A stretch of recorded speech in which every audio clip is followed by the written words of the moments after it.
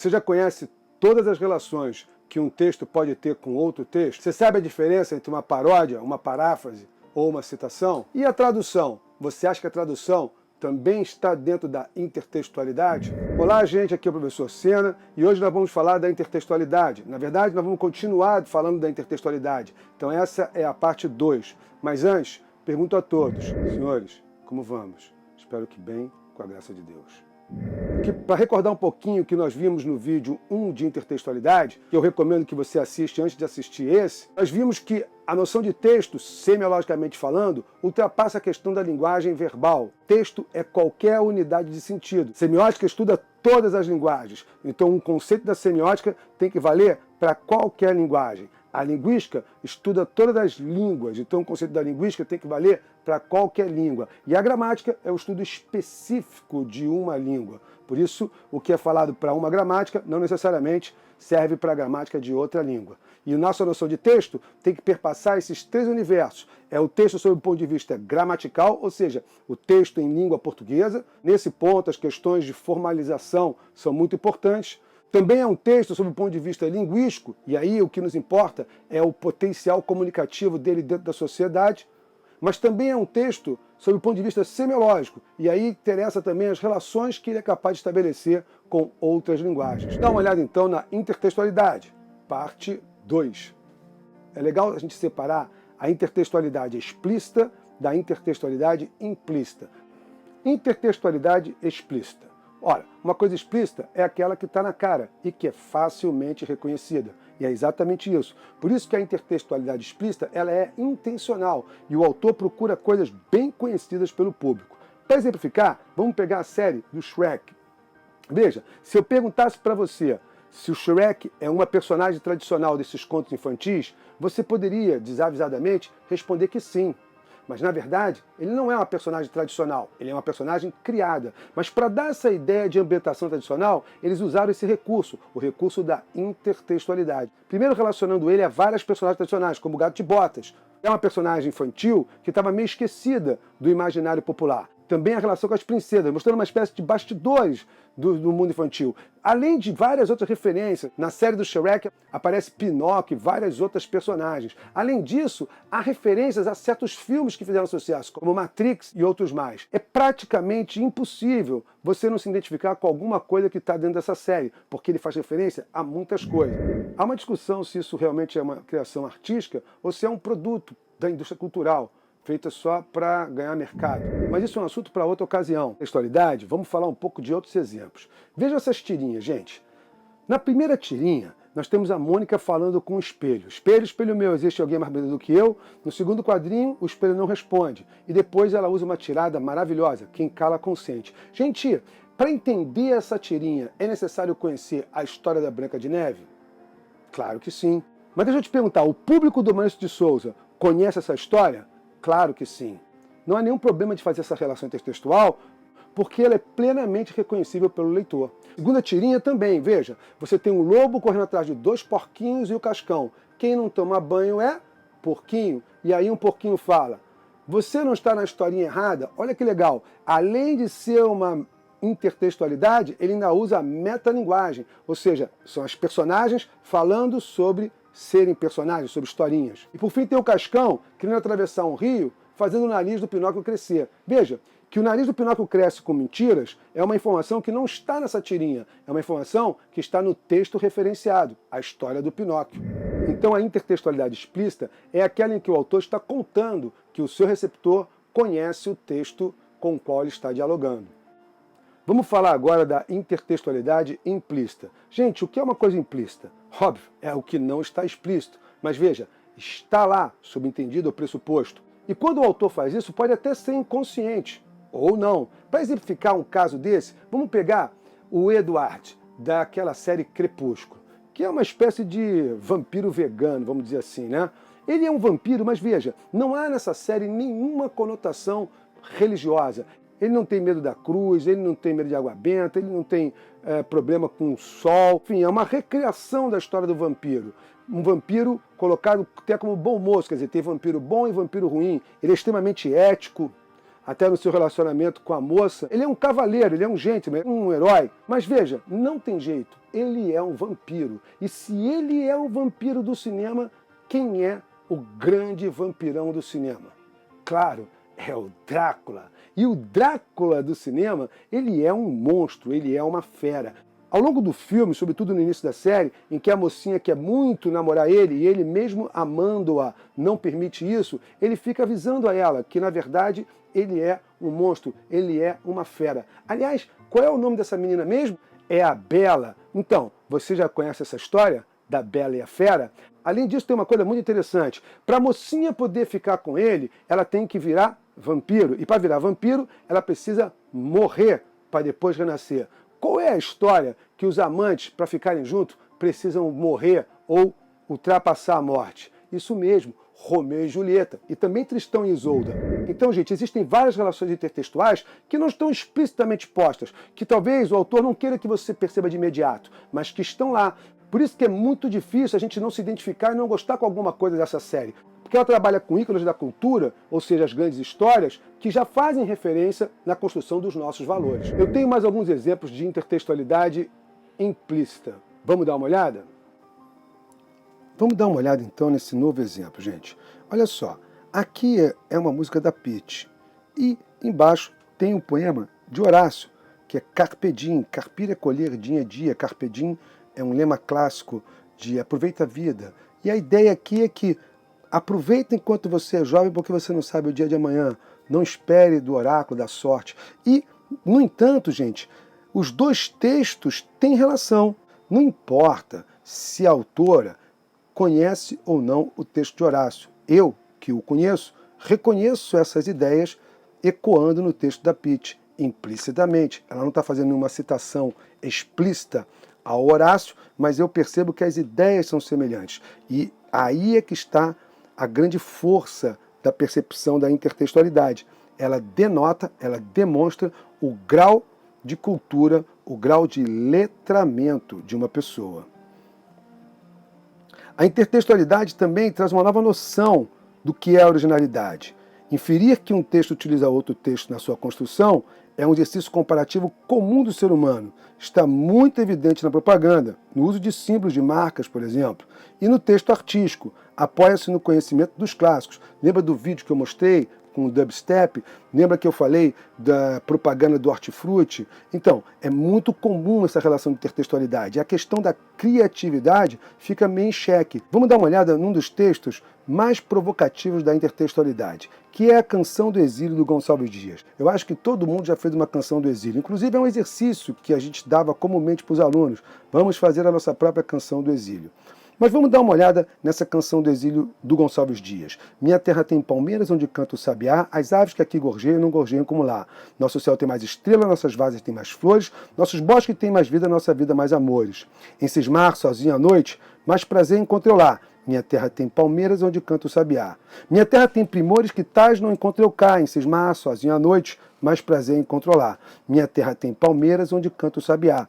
Não permita, Deus, que eu morra sem que eu volte para lá, sem que desfrute os primores que não encontro por cá, sem que ainda vista as palmeiras onde canta o sabiá. É engraçadíssimo porque esse texto foi tomado como um símbolo do nacionalismo, embora na verdade ele esteja mais próximo de um nativismo, da ideia do Brasil enquanto natureza exuberante. Mas veja, a situação aqui é o seguinte: o Gonçalves Dias está no exílio, ele está em Portugal, e lá ele está com saudade do Brasil. Então, o lá dito aí no poema é, na verdade, o cá, o Brasil. E o cá que ele fala aí no poema é o lá, Portugal. E se a gente resumir bem, a gente vai ver que esse sentimento de saudade da pátria inspirou muito a formação da nossa nacionalidade. Veja só, você já reparou que esses versos foram parar no hino nacional brasileiro? Não na primeira versão da letra, que foi escrita antes do Alencar. Tá legal? Eu trouxe aqui para vocês mais duas canções do exílio. Uma do Drummond, que eu vou deixar para você ler depois com calma. Eu quero te mostrar essa aqui do José Paulo Paz. Gente, olha que legal. Lá é o Brasil, certo? E cá é Portugal. Isso no poema original do Gonçalves Dias. Lá é bom ou ruim? Lá é bom. E cá é bom ou ruim? Cá é ruim. Então olha o que ele fez. Lá, sabiá, papá, maná, sofá. Ou seja, só coisa boa que tem lá. Então vamos lá. Lá, sabiá, papá, maná, sofá, sinhá, dá. Deu para entender? Eu acho fantástico. Agora, é claro que essa relação está bem implícita, porque ele não está citando diretamente a Canção do Exílio. Se não tivesse escrito Canção do Exílio facilitada lá no título, talvez a gente nem percebesse. Por fim, gente, nós chegamos num conceito muito importante. Gente, olha só, se você olhar esse quadrinho é muito interessante. Você tem uma serpente dando a maçã para uma mãozinha e falando, dê uma mordida e ofereça o resto para o Adão, o que cria uma relação intertextual com a Gênese da Bíblia, né, o pecado original. Só que vem chomp, chomp, chomp, e quando a gente vê, a cobra fala assim, quem nasceu para Magali nunca chega a Eva. E aqui nós temos várias leituras diferentes. Esse quadrinho pode aparecer numa discussão de filosofia, numa discussão de religião, numa discussão de sociologia, numa discussão de ética, porque você percebeu que a gula é um pecado. Mas então a gula ela é capaz de livrar a humanidade do pecado original. Olha só, é um pecado salvando de outro.